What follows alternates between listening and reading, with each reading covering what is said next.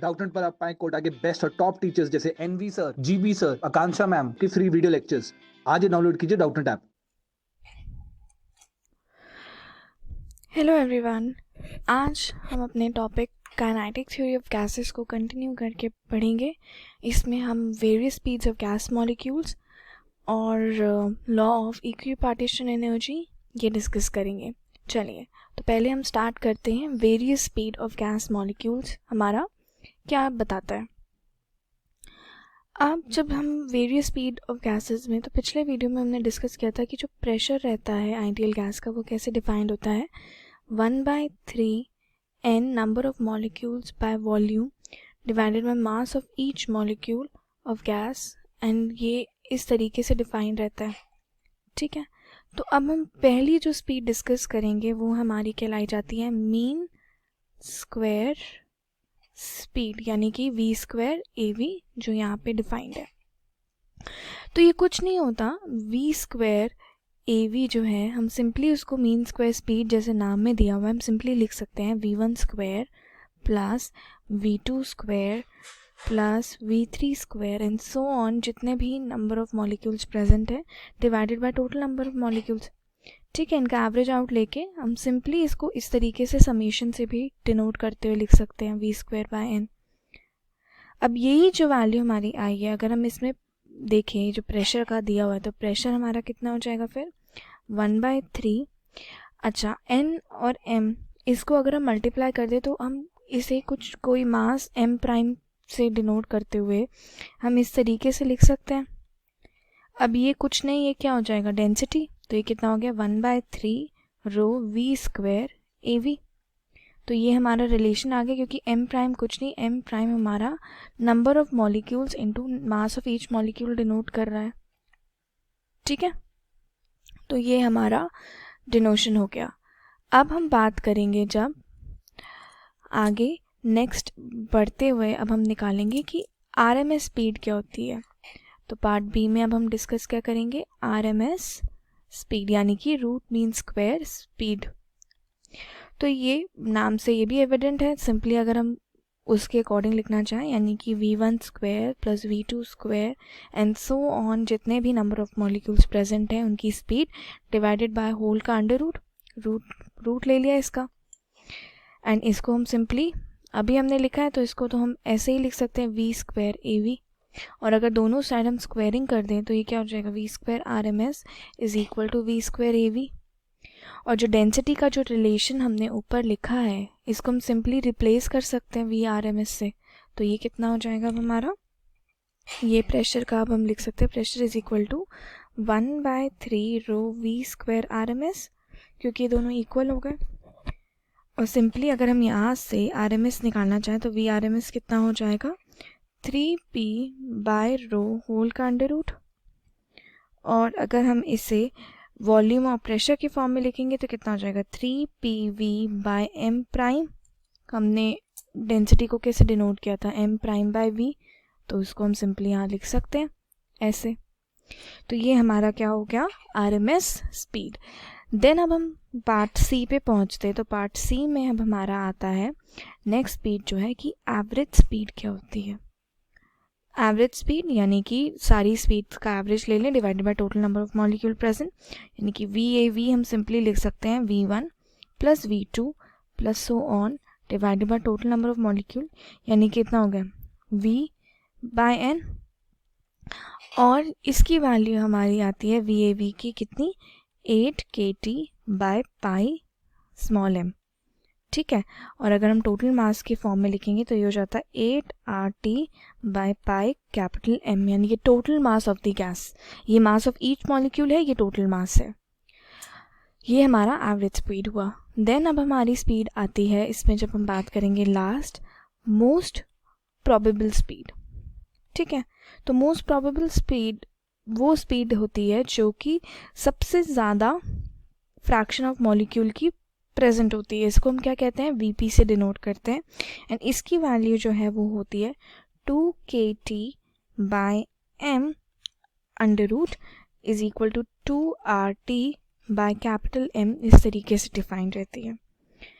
तो ये हमारी स्पीड 4 स्पीड्स हो गई। अगर अब हम इनका वी एवरेज और वी आर एम एस और वी पी का अगर हम रेशियो निकालें तो कितना होगा, V P is to V average is to V R M S. अगर हम लिखेंगे तो ये कितना आ जाएगा, √2 वी पी का और 8 पाई, देखिए 8 पाई √8 पाई पाई कितना हो गया, वी ए वी का 8 पाई पाई, और ये हमारा आर एम एस का कितना हो गया, √3।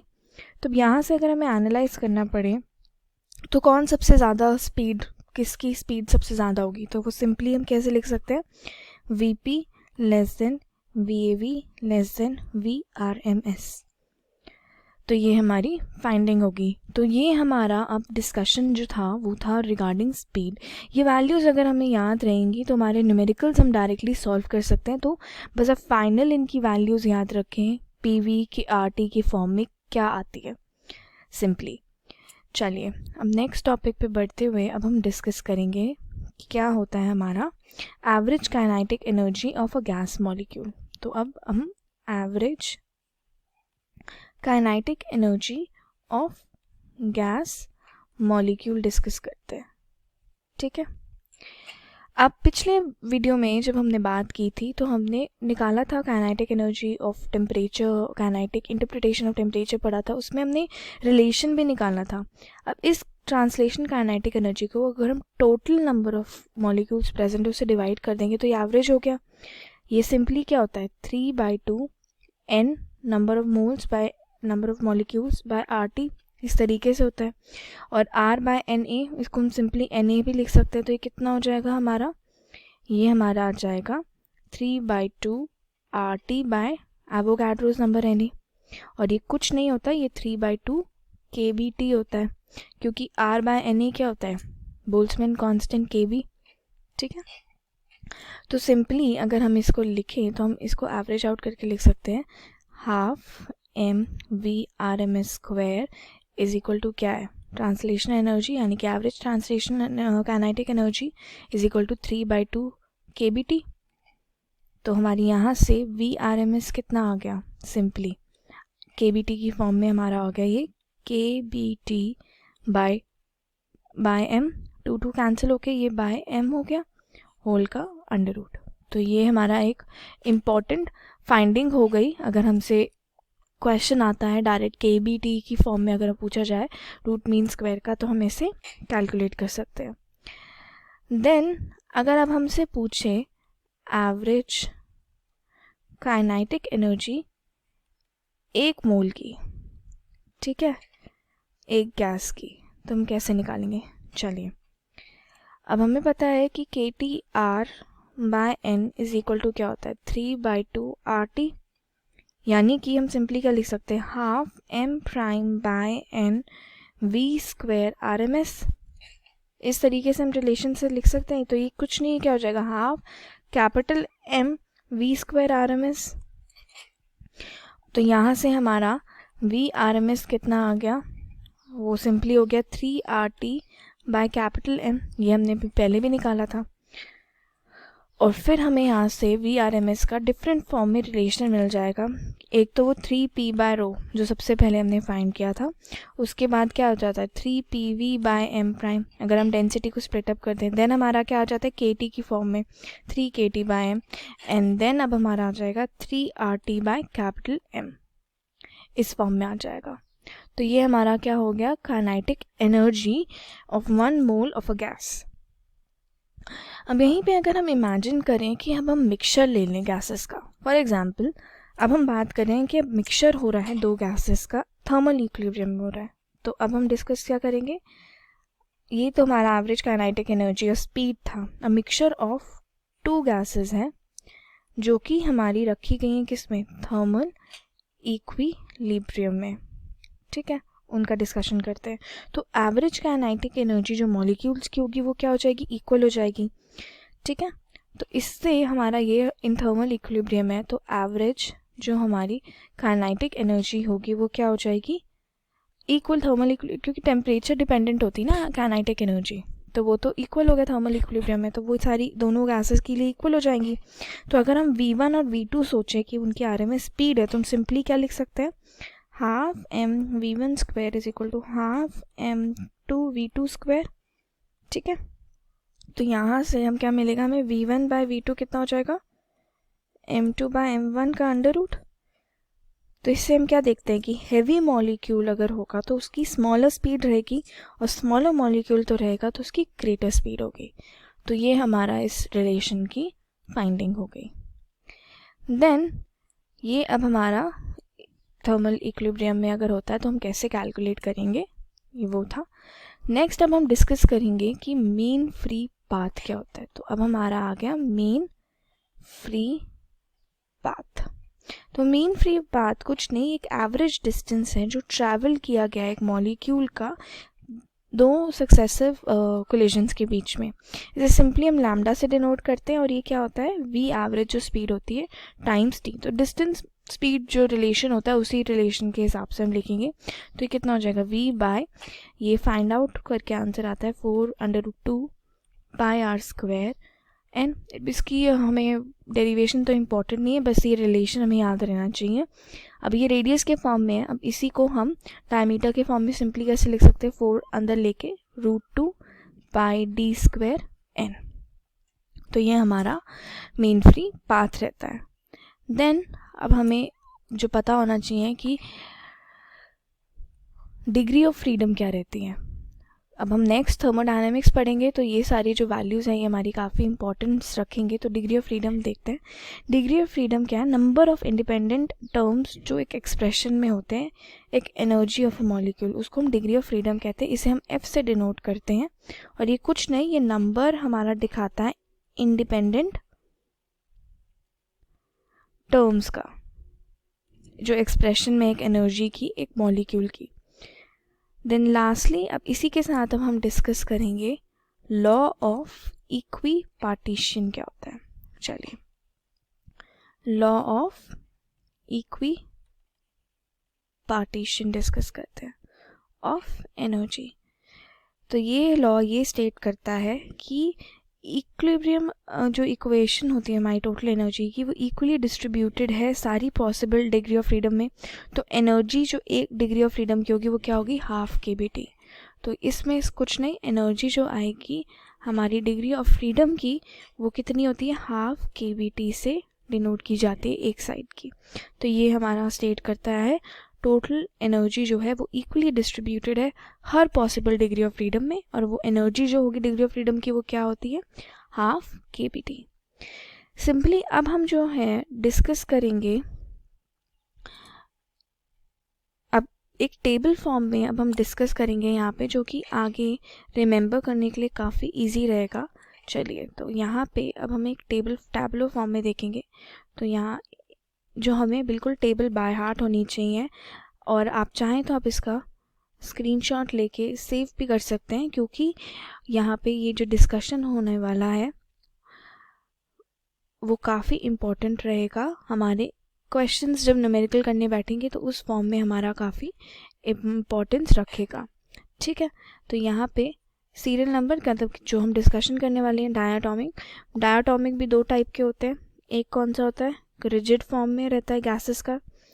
मोनोटॉमिक यानी सिंगल मोल जो प्रेजेंट होता है हमारे गैस का। डायाटॉमिक दो जो प्रेजेंट होते हैं, यहाँ पे नॉन रिजिड भी आता है।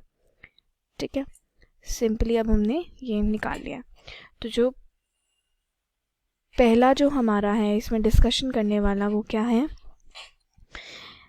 पहला point, number of degree of freedom कितने होते हैं। तो general form degree of freedom की कैसे डिफाइन की जाती है, एफ से।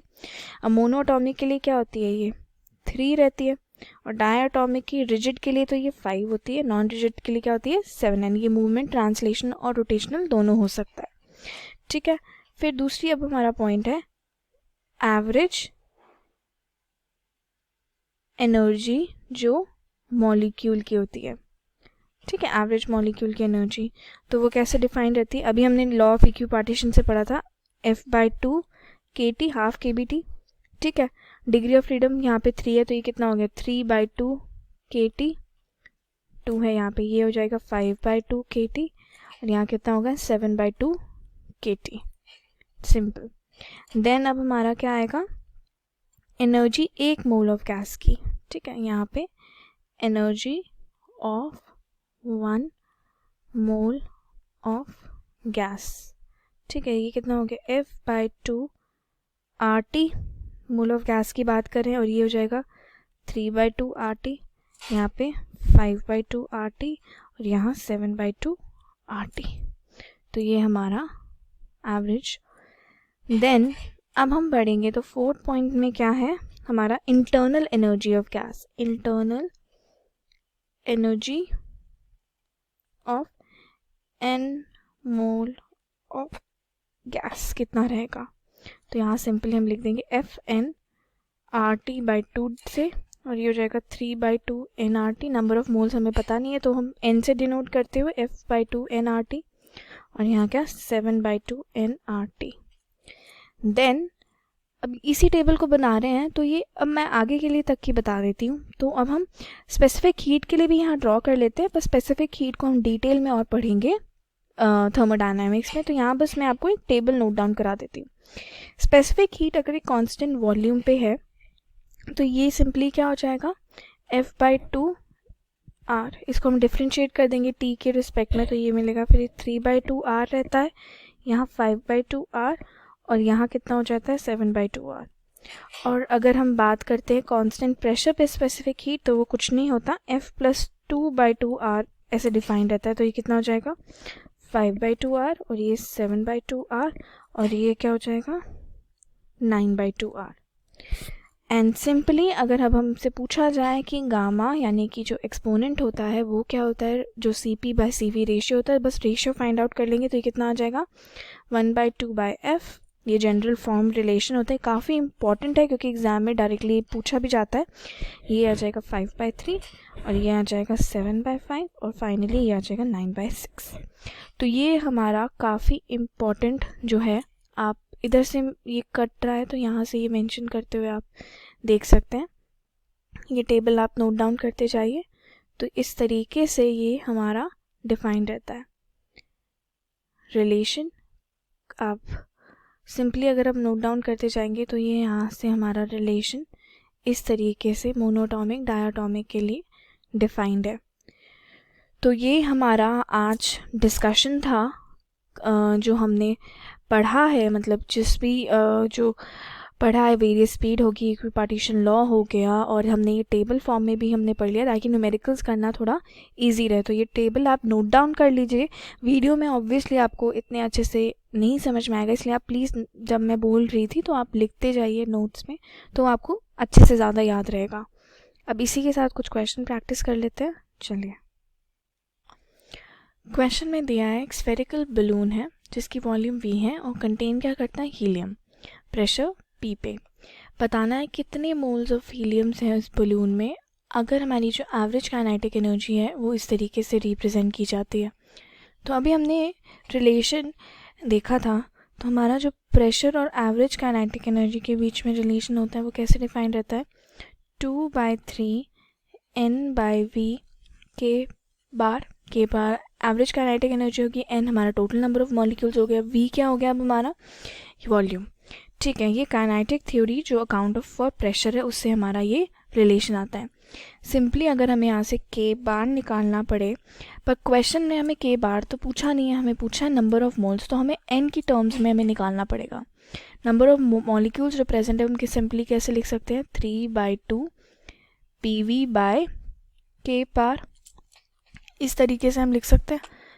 ठीक है, तो हम सिंपली ये क्या हो जाएगा हमारा यहाँ से ये रिलेशन आ गया नंबर ऑफ मॉलिक्यूल्स का। अब जो नंबर ऑफ मोल्स हमसे पूछे, नंबर ऑफ मोल्स कैसे डिफाइंड रहते हैं, नंबर ऑफ मोल्स होते हैं हमारे number of molecules divided by Avogadro's number Na 6.022 × 10⁻23 से डिवाइड कर देते हैं तो ये हमें नंबर ऑफ मोल्स मिलता है। सिंपली यहाँ से अगर हम देखें और ये वैल्यू पुट कर दें तो कितना हो जाएगा 3/2 PV/Na के बार आ गया हमारा आंसर। ठीक है, तो अब सिंपली हम अपने ऑप्शंस पे वापस जाएं तो हमारा आंसर कौन सा सही हो जाएगा, आंसर डी हमारा करेक्ट आंसर दे रहा है। तो बस सीधा सीधा अगर रिलेशंस फाइंड हो गए तो हमारा आंसर आ गया। क्वेश्चन में दिया है कि रूट मीन स्क्वायर स्पीड जो है मॉलिक्यूल की एक डायटोमिक की क्या गिवन है, वो हमें गिवन है v। टेम्परेचर दिया है कि वो डबल हो रहा है, ठीक है, और मॉलिक्यूल क्या हो रहे हैं, फिर डिसोसिएट हो रहे हैं दो एटम्स में। हमें new root mean square speed निकालनी है कि वो कितनी होगी। रिलेशन अगर हम याद करें मॉलिक्यूल्स ऑफ गैसेस के टर्म में, तो VRMS अभी हमने पढ़ा था कैसे लिखा जाता है। एक तो 3p/ρ लिखा जाता है, इसे हम ब्रेकअप करके रो को हम ऐसे भी लिख सकते हैं 3pV/m', और m' कुछ नहीं था, वो हमारा n × m था, ठीक है। ये सिंपली हमारा यहाँ से रेशियो निकला था, small masses into number of mass, ठीक है। अब ये हमारा जो VRMS है वो हम सिंपली इस तरीके से भी लिखते हैं 3RT/M, टोटल मास से डिवाइड करते हुए, और यूनिवर्सल गैस कांस्टेंट ये टेम्परेचर। तो अब टेम्परेचर क्या दे रखा है कि डबल हो रहा है और मॉलिक्यूल डिसोसिएट हो रहा है, तो new root mean square speed हम कैसे सिंपली निकाल सकते हैं, तो वो हमारी सिंपली कैसे आ जाएगी। अब आप देखें तो हम सिंपली इसे निकाल के लिख सकते हैं। अगर अब हमारा अकॉर्डिंग टू प्रॉब्लम क्या है, अगर हमारा T न्यू केस में क्या हो रहा है, T/2 टेम्परेचर हाफ हो रहा है और मॉलिक्यूल भी क्या हो रहा है, हाफ हो रहा है, ठीक है, यानी कि मास भी इसका कम होकर 2 में टूट रहा है, तो VRMS कैसे हो जाएगा। अब हमारी न्यू अगर हम यहाँ वैल्यू पुट करते तो V'/RMS हमारा कितना हो जाएगा, 3RT/2 m/2 √, ठीक है, यानी कि जो हमारा जो फैक्टर है वो कितना डिफरेंस करेगा, क्योंकि हमारा अकॉर्डिंग टू द प्रॉब्लम जो है यहाँ, इसको हम इस तरीके से नहीं देखेंगे, इसको हम इस एनालिसिस से देखेंगे। प्रॉब्लम के अकॉर्डिंग तो T हाफ हो रहा है और M भी हाफ हो रहा है, तो वैल्यू कितने तरीके से बढ़नी चाहिए, ठीक है। T हाफ हो रहा है, नहीं T हाफ नहीं, T सॉरी डबल हो रहा है, ठीक है, ये हमारा सिंपली 2T हो रहा है। टेम्परेचर हमारा क्या दिया है हमें क्वेश्चन में, डबल हो रहा है, ठीक है, और M क्या है वो हाफ हो रहा है। तो वैल्यूज़ पुट करें तो V'/RMS हमारा कितना हो जाएगा, 3R क्या हो रहा है 2T, और M कितना हो रहा है m/2, तो √, और सिंपली ये कितना बढ़ रहा है, √4 आ रहा है ना फैक्टर, यानी कि 2 टाइम्स बढ़ रहा है, ठीक है, क्योंकि ये M ऊपर जाएगा, बाकी का तो ओरिजिनल वैल्यू ही रहेगी, तो ये क्या हो गया 2 बार बढ़ रहा है, तो न्यू वाली कितनी हो जाएगी हमारी, ये 2 टाइम्स VRMS आ जाएगी। तो हम अपने ऑप्शंस देखें तो हमारा ऑप्शन C जो है वो क्या हो गया करेक्ट आंसर। चलिए नेक्स्ट क्वेश्चन देखते हैं। क्वेश्चन में दिया है कि 1 मोल ऑफ आइडियल गैस है जो अंडरगो कर रही है प्रोसेस इस तरीके से, ठीक है, P0 V0 जो है कांस्टेंट है, चेंज इन टेम्परेचर जो गैस का हो रहा है वॉल्यूम का वो चेंज होके इस तरीके से हमारा आ रहा है, ठीक है, ये हमारा चेंज है। अब हमसे पूछा गया है कि हमें कितना, हमारा क्वेश्चन में क्या पूछा है कि चेंज इन टेम्परेचर कितना रहेगा वो हमें निकालना है। तो सिंपली अगर आप देखें तो पहले तो रिलेशन का यूज़ करें। P हमें कितना गिवन है, P0 1 + 2V0/V, ठीक है, होल स्क्वायर, और ये हमें कितना डिवाइडेड है, ये -1, ठीक है, to the power -1 simply given है इस तरीके से। तो हम सिंपल क्या लिख सकते हैं कि V जब V0 है तो हमारा P क्या हो रहा है, P0/5 हो रहा है। अगर हम सिंपली V को, अब आप देखिए अगर आप यहाँ पे डालेंगे V, जब V0 था तो ये कितना आ रहा है, V0 डालेंगे तो ये कैंसिल आउट होके कितना 4 5 P0/5 आ जाएगा। अगर यहीं पे तो हमारा T कितना हो जाएगा, अगर हम T इनिशियल देखें V0 से तो ये हमारा कितना हो जाएगा PV/NR, यानी कि P0/5 V0/NR, यानी कि P0 V0/5 NR हो गया सिंपली। अब वॉल्यूम कितना हो रहा है 2V0, तो सिंपली अब इसमें हम 2V0 की वैल्यू डालेंगे, तो जब वॉल्यूम हमारा 2V0 हो रहा है तो P हमारा कितना हो जाएगा P0 1 + 2V0/2V0 का होल स्क्वायर, यानी कि कैंसिल होके -1, ये कितनी हो जाएगी वैल्यू, P0/2 आ जाएगा हमारा कैंसिल आउट होके, ठीक है। तो यहाँ से T फाइनल हमारा कितना हो जाएगा, वैल्यू डालोगे इसमें तो ये हो जाएगा हमारा, इस रिलेशन में डालेंगे तो ये हो जाएगा P0 V0 बाय, अब वी नॉट भी हमारा क्या हो रहा है 2, पी नॉट हमारा हाफ, तो 2 2 कैंसिल हो जाएगा, तो सिंपली एन आर हो जाएगा। हमें क्या निकालना है क्वेश्चन में, चेंज इन टेम्परेचर। तो चेंज इन टेम्परेचर क्या होगा, फाइनल माइनस इनिशियल, वही हमारा चेंज कहलाता है। तो हम क्या लिख देंगे, T F minus T I, यानी कि सिंपल अगर हम डालें तो ये कितना हो जाएगा हमारा, P not V not by 5 N are.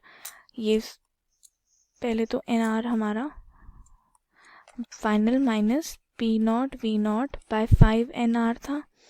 जब इसका हम एलसीएम लेंगे तो कितना हो जाएगा 5 एन आर, और ऊपर कितना हो जाएगा 5 P not V not minus P not V not, यानी कि 4/5 P not V not by N are.